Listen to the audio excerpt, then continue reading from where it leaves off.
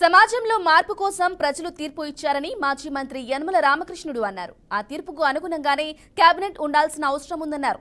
యువతకు ప్రాధాన్యం ఉండాలని, వారికి స్థానం కల్పిస్తేనే ఆ పార్టీ ప్రభుత్వం 4 కాలాల పాటు ఉంటుందన్నారు. కేబినెట్లో అవకాశాలు దక్కిన వారికి స్వాగతం పలకాల్సి ఉందన్నారు. ఆర్థికంగా, అప్పుల పరంగా, అభివృద్ధి పరంగా సంక్షేమం సృష్టించారని ఆరోపించారు. కొంత సమయం పట్టినా చంద్రబాబు సమర్థుడు కాబట్టి ఈ సంక్షేమం నుంచి బయటకు రావడం పెద్ద విషయం కాదన్నారు. సంక్షేమంతో పాటు అభివృద్ధి జరగాలని ఆకాంక్షించారు. జగన్ ప్రజలకు అన్యాయం చేశారని ఆరోపించారు. అందుకే ప్రజలు ఓడించారన్నారు.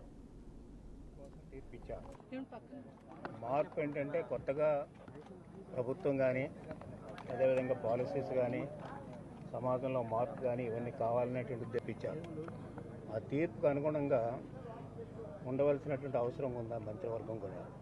ఇంకేదంటే మొదటి నుంచి కూడా నేను చెప్తూ ఉన్నాను, యంగర్ జనరేషన్ వచ్చినప్పుడు యంగర్ జనరేషన్ని అకామిడేట్ చేస్తూ ఉండాలి. ఇప్పుడు కూడా అకామిడేట్ చేస్తూ ఉంటే ఆ పార్టీ కానీ ఆ ప్రభుత్వం కానీ 4 కాలాల పాటు ఉంటుంది.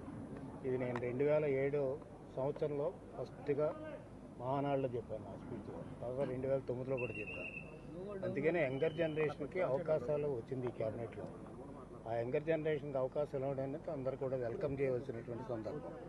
అంతేది ఈ యంగర్ జనరేషను కమిట్మెంట్ తోటి, అదేవిధంగా ఒక చిత్తశుద్ధితోటి పనిచేయవలసినటువంటి బాధ్యత కూడా ఉంది.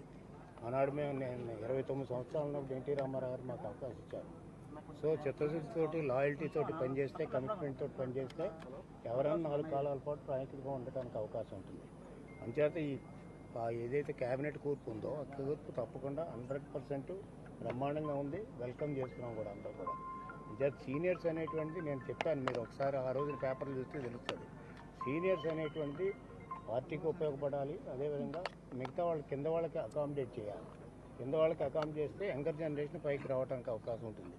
మన ఫ్యామిలీ అయినా అంతే, కింద వాళ్ళకి మనం సంపాదించినప్పుడు మన కింద వాళ్ళకి మన కొడుకు కూతురు